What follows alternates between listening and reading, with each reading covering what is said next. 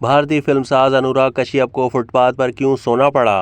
Bollywood industry को नवाजुद्दीन सिद्दीकी जैसा आकार देने वाले मारूफ फिल्मसाज अनुराग कश्यप इंडस्ट्री में अपनी एक अलग पहचान रखते हैं।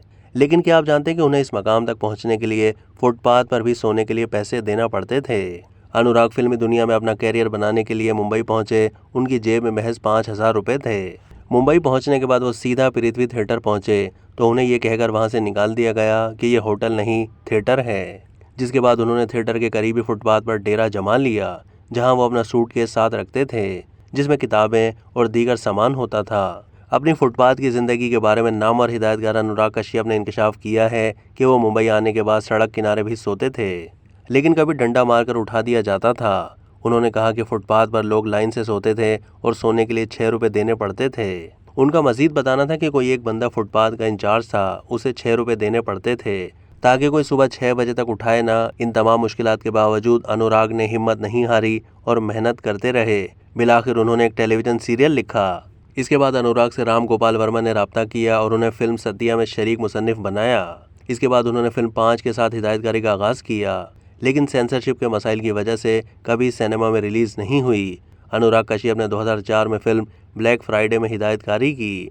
बम्बई धमाकों पर लिखी गई किताब पर मबनी इस फिल्म की रिलीज को केस का फैसला आने तक 2 साल तक के लिए रोक दिया गया था। इसके बाद अनुराग ने 2007 में नो स्मोकिंग बनाई, लेकिन वो फ्लॉप साबित हुई। फिर 2009 में उनकी फिल्म देव डी कामयाब हो गई। इसके बाद उन्होंने गुलाल, that girl in yellow boots भी बनाई, लेकिन उन्हें शोहरत की बुलंदियों तक पहुंचाने वाली फिल्म थी गैंग्स ऑफ वासेपुर। इस फिल्म के दोनों पार्ट्स ने खूब कामयाबियां समेटी। नवाजुद्दीन सिद्दीकी के कैरियर को भी इस फिल्म में 4 चांद लगा दिए। अनुराग एक film production company good bad films के शरीक बानी भी हैं। अनुराग कश्यप ने भारत की पहली Netflix series crime thriller secret games भी की, जिसे बेहद पसंद किया गया। लेकिन काबिल जिक्र बात यह है कि रणबीर कपूर और अनुष्का शर्मा की फिल्म बॉम्बे वेलवेट के हिदायतकार भी अनुराग कश्यप ही हैं। और जब उनकी ये फिल्म फ्लॉप हुई तो अनुराग को सदमा लगा कि उन्होंने फिल्मी दुनिया को छोड़ने की धमकी दी थी। उन्होंने हमेशा सेंसर बोर्ड के इक़दामात पर एतराज़ात उठाए हैं।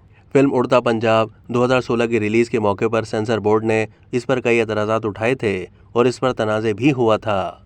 मारूफ फिल्मसाज अनुराग ने पहली शादी 1997 में आरती बजाज से की, जिसे उनकी एक बेटी पैदा हुई, लेकिन फिर दोनों में 2009 में तलाक हो गई। इसके बाद में अनुराग ने मशहूर अदाकारा काल्की से 2011 में शादी कर ली, लेकिन ये शादी भी ज़्यादा देर तक नहीं चल सकी और 2015 में दोनों में अलहदगी हो गई।